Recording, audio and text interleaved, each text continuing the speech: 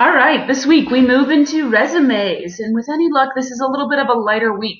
Either you've been working on your resume up until this point to meet with career services, or you're just modifying one that you already have. But I wanted to kind of go over some of the major areas of concern in the event that you had some questions. So this is the content overview that's on D2L. And understand that even though this term right here is required components, there's a nice little note here saying that this is really kind of just a starting point. Depending on how you choose to format or create your resume, and depending on how creative you get, there are many very creative resumes out there that still give off a professional edge. So it really is kind of up to you in terms of what your resume looks like and the kind of professional reflection that you want it to be. I did see in the midterm surveys, for those of you who take it, that there's a request for more examples of the homework. So I wanted to kind of show you just my curriculum vitae, and understanding that it is very, very simple and straightforward.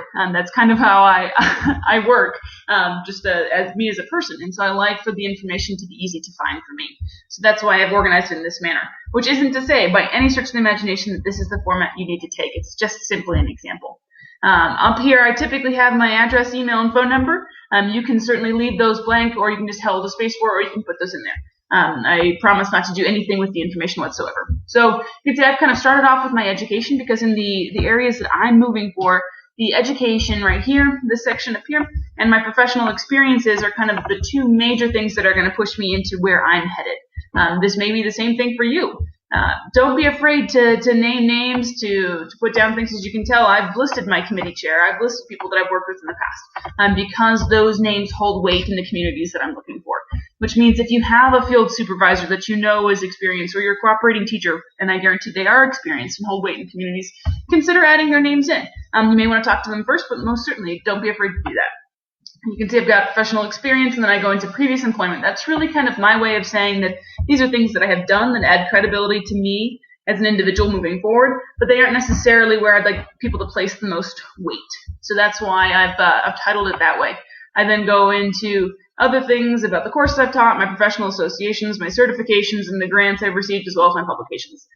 These are kind of categories that are expected of me at the university level, but maybe they kind of give you an insight as to if you have certifications already. Don't be afraid to put first aid training or any sort of other type of trainings or specialties that you have. Sometimes that can make or break the difference. I'm going to close this out. There we are. So as you can see, there's honors or awards. Don't be afraid to put things that you got through MSU, even if it seems small.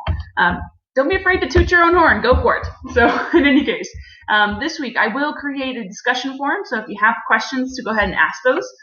Or if you wanted to just post to get general feedback, go for it.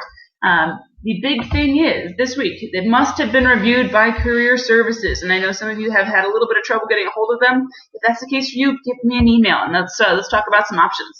But hopefully at least one other person has looked at your resume prior to submitting it. I think that's a really important thing moving forward, especially given how kind of pared down a resume is.